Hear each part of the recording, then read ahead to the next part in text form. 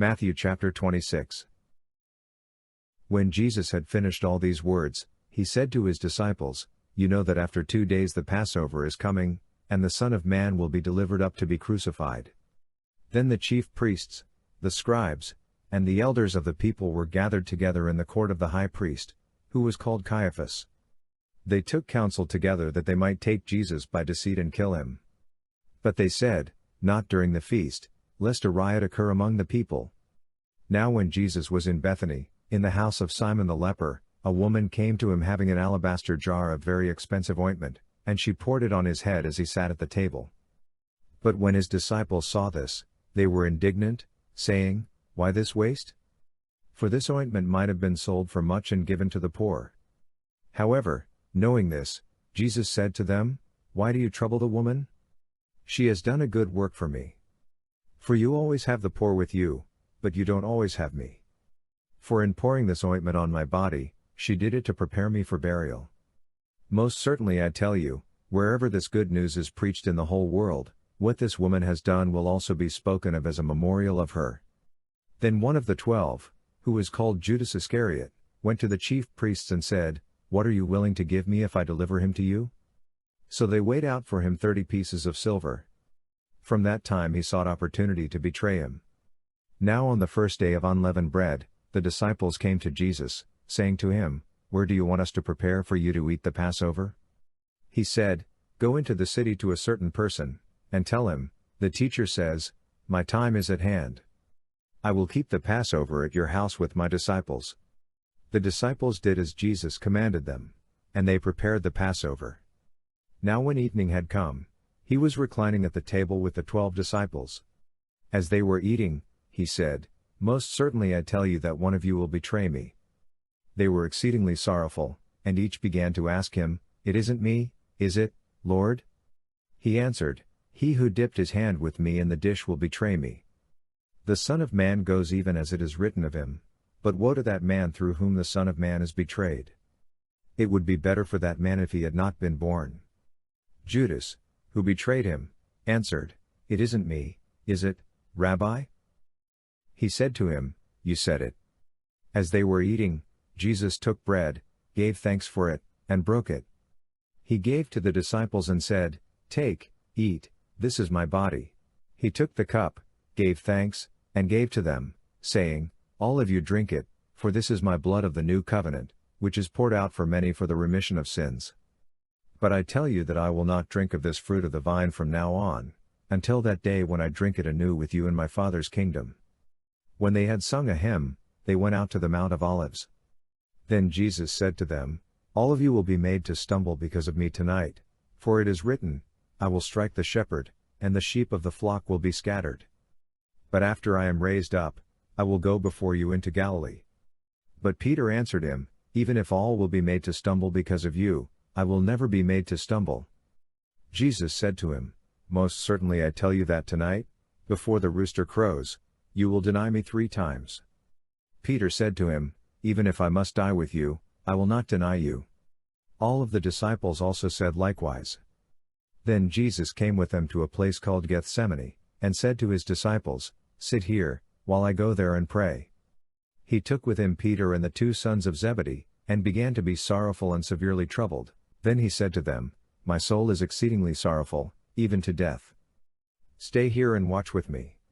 He went forward a little, fell on his face, and prayed, saying, "My Father, if it is possible, let this cup pass away from me, nevertheless, not what I desire, but what you desire." He came to the disciples and found them sleeping, and said to Peter, "What, couldn't you watch with me for 1 hour? Watch and pray, that you don't enter into temptation. The spirit indeed is willing, but the flesh is weak." Again, a second time he went away and prayed, saying, "My Father, if this cup can't pass away from me unless I drink it, your desire be done."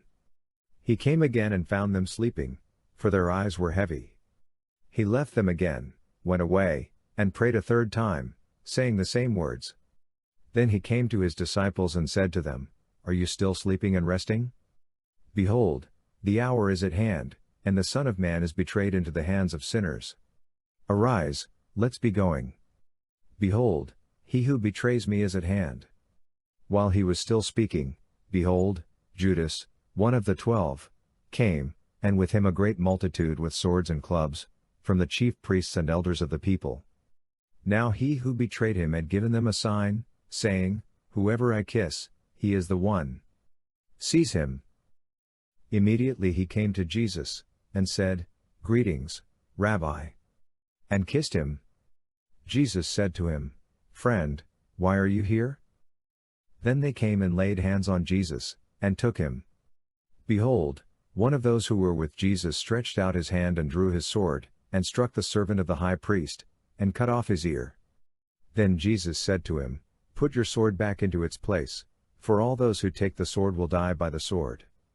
Or do you think that I couldn't ask my Father, and he would even now send me more than 12 legions of angels? How then would the scriptures be fulfilled that it must be so? In that hour Jesus said to the multitudes, Have you come out as against a robber with swords and clubs to seize me?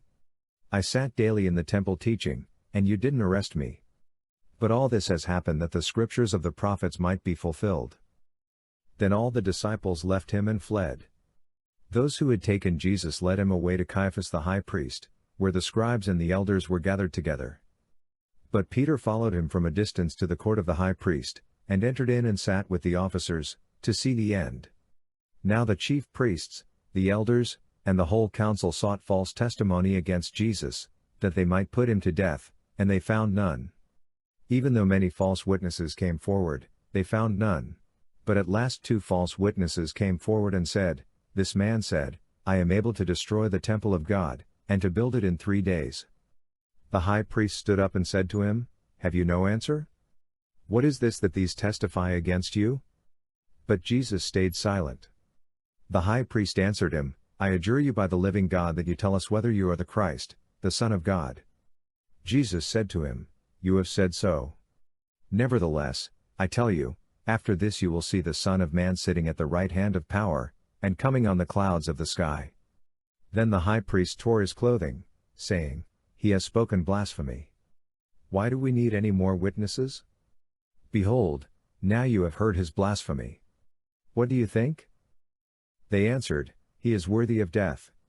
Then they spat in his face and beat him with their fists, and some slapped him, saying, Prophesy to us, you Christ. Who hit you? Now Peter was sitting outside in the court, and a maid came to him, saying, You were also with Jesus, the Galilean. But he denied it before them all, saying, I don't know what you are talking about. When he had gone out onto the porch, someone else saw him and said to those who were there, This man also was with Jesus of Nazareth. Again he denied it with an oath, I don't know the man. After a little while those who stood by came and said to Peter, Surely you are also one of them, for your speech makes you known.